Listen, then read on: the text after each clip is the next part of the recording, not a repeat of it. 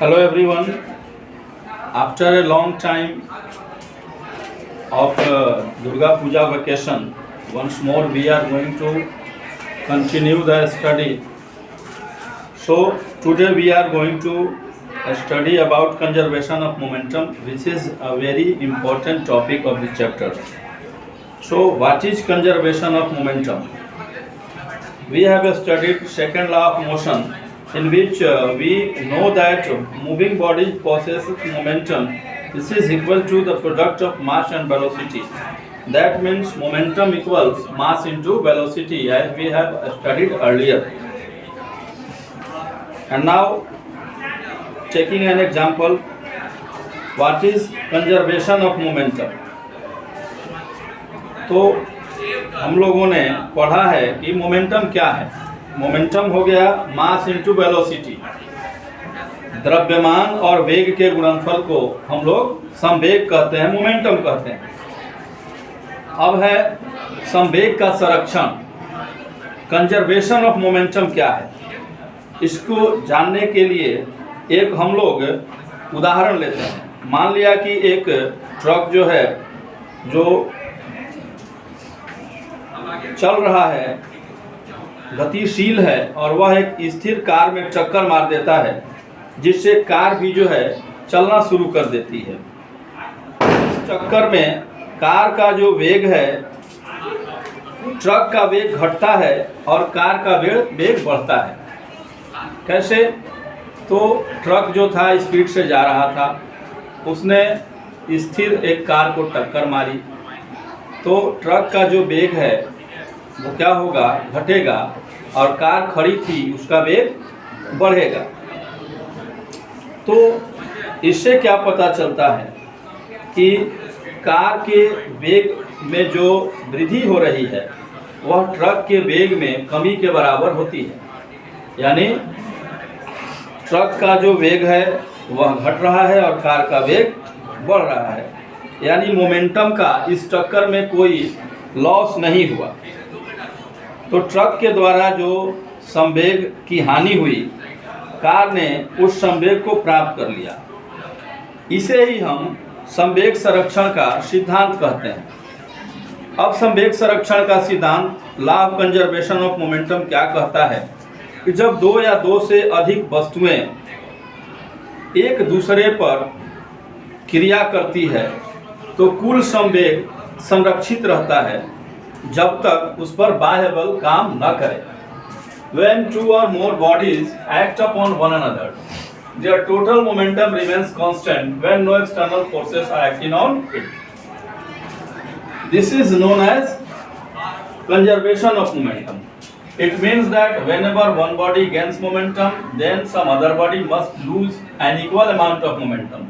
That means momentum is never created or destroyed. It is known as principle of conservation of momentum.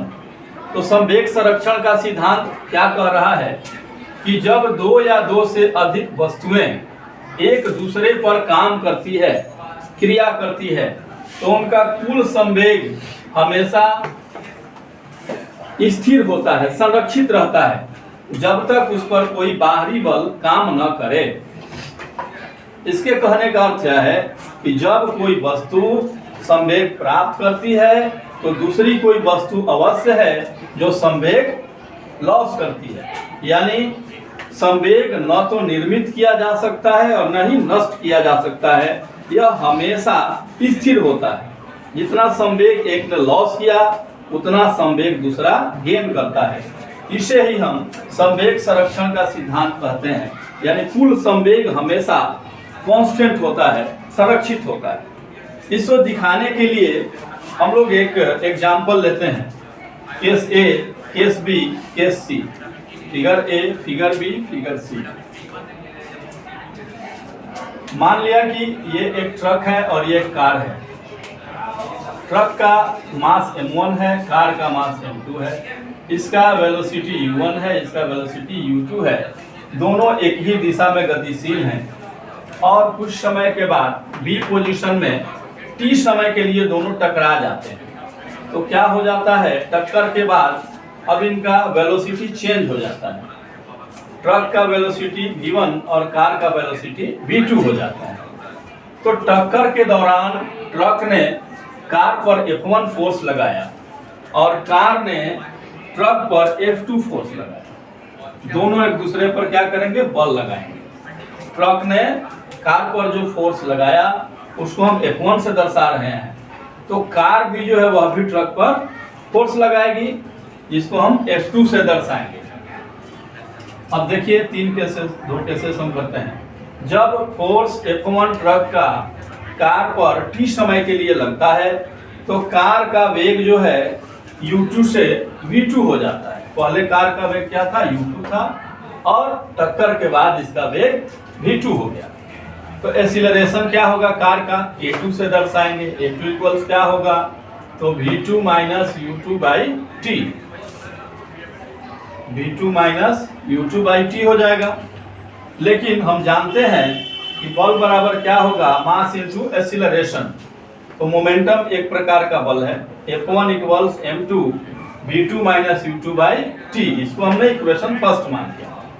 अब second हम case देखते हैं। जब force F2 car का truck पर t समय के लिए काम करता है तो ट्रक का जो पहले वेलोसिटी u1 था, अब टक्कर के बाद ये v1 हो जाता है। अब ट्रक का एक्सीलरेशन a1 क्या हो जाएगा, अंतिम वेग माइनस प्रारंभिक वेग बटा समय, a equals v minus u by T हम लोग जानते हैं। तो F2 बल है, वहाँ बल F1 था। F2 इक्वल्स क्या हो जाएगा, m1 into v1 minus u1 by T. इसको हमने माना इक्वेशन 2। न्यूटन के तीसरे गति नियम से हम लोग जानते हैं कि क्रिया के बराबर प्रतिक्रिया बल होती है। Action force equals reaction force but direction will be change. F1 equals minus F2।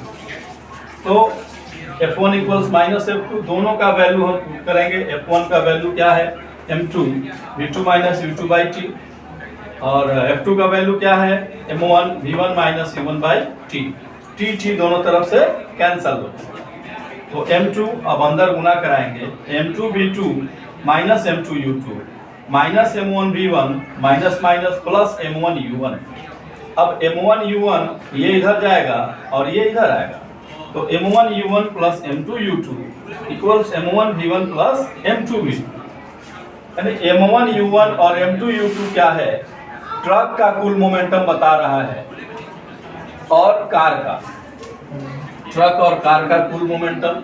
Collision के पहले जब टक्कर हुआ उसके पहले क्या था, तो ट्रक का था m1 u1 और कार का था m2 u2। तो टोटल मोमेंटम क्या था, m1 u1 plus m2 u2 क्या है, और ये क्या है m1 v1 plus m2 v2, ये टक्कर के बाद का संवेग है। यानी टक्कर के पहले जितना संवेग था टक्कर के बाद भी संवेग उतना ही रह गया। तो इस प्रकार से हम यह देखते हैं कि total momentum before collision is equal to total momentum after collision. This means कि टक्कर के पहले जो संवेग था टक्कर के बाद भी उतना ही संवेग मिला। यानी टक्कर होने के कारण संवेग में किसी तरह का परिवर्तन नहीं आया। टक्कर के पहले का कुल संवेग, टक्कर के बाद का कुल संवेग दोनों क्या हुआ, बराबर हुआ। It proves the law of conservation of momentum.